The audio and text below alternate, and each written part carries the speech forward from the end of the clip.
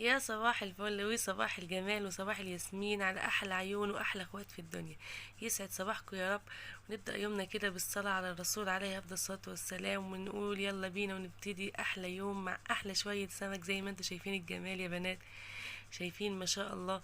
سمكة الرنجة دي اقسم بالله من الاسماك الجميلة جدا الشهية اللي طعمها لذيذ.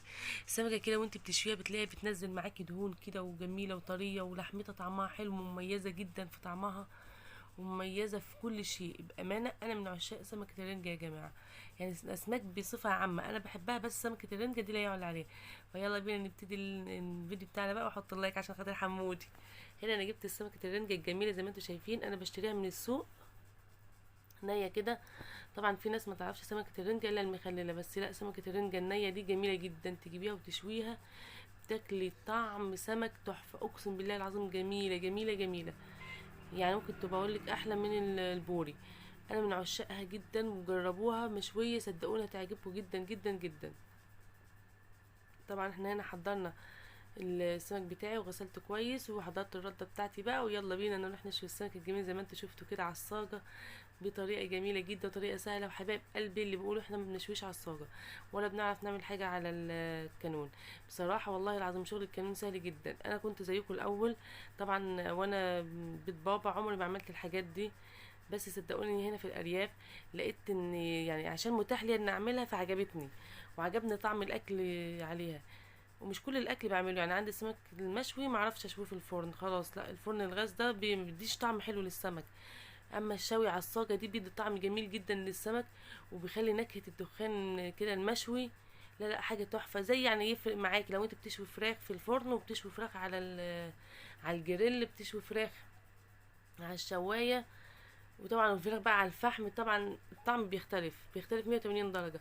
فصدقوني جربوا، والموضوع سهل جدا. يعني انا كل اللي فيها زي ما انتم شايفين، انا حاطه طوبتين، طوبه من الناحيه دي وطوبه من الناحيه دي، وحاطه الصاجه عليها. والصاجه دي اي شيء عندك تقدري تستغني عنه. يعني انا طلعت صاجه الفرن وصينيه الفرن بتاع البوتاجاز واشتغلت عليها ومفيش اي مشكله. هي طبعا خساره بس مش مشكله، ما انا مش لاقيه صاجه فجبت دي، مفيش اي مشكله. بس صدقوني بيفرق في الطعم جدا. واي شويه حطب، اي حاجات نواعم كده عندك، يعني اكيد هيبقى عندكم حاجات كتير. اكيد طبعا كلنا في اي مكان نقدر، يعني لو اقول لك ورق كراتين ممكن تلميه. انا مرات كتير كنت بشوي الاول بورق كراتين، الم مثلا كرتونه جبت فيها اي طلب حاجه، الم ورق الكراتين اللي عندي، يوم ما اجي اشوي اطلعهم واشوي بيهم. كان بيطلع لي برضو شويه سمك 10/10. فصدقوني الموضوع سهل جدا، وجربوه والله العظيم هتفرق معاكم في الطعم جدا. انا عندي الحمد لله الفرن الغاز يمكن انتوا شفتوه انا بخبز فيه، وعندي الانابيب ومليانين ما شاء الله. بس الطعم بيفرق. يعني انا كان عندي ضيوف، والله كان عندي ضيوف من سينا جم عندي، فقالوا عايزين ناكل سمك، مش عايزين ناكل لا اي لحوم ولا فراخ. فقلنا تمام، جبنا شويه سمك محترمين وعملنا شويه رز احمر والسلطات، فشويت لهم السمك بالطريقه دي. اقسم بالله العظيم قالوا احنا عمرنا ما كلنا سمك بالجمال ده، ولا عمرنا كلنا سمك بالحلاوه دي. فجربوا السمك المشوي يا جماعه على الصاجه، تحفه اقسم بالله، والطعم جميل جدا وهيفرق معاكم. هنا بقى انا شويت السمك وروحت البيت. طبعا انا البيت بتاعي يعني مش بعيد، بس ثانيتين، لان انا كده قاعده عند اوضه الطير بتاعتي، هي ورا البيت في ظهر بيتنا كده.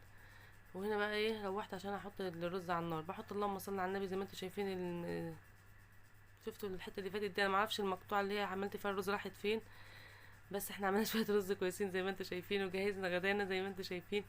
وكان غدا جميل جدا، وكان فيديو خفيف، اتمنى يكون خفيف على قلوبكم، واتمنى ما تنسونيش في اللايك بالله عليكم، وكومنت جميل زيكم، وتشاهدوا لي الفيديو.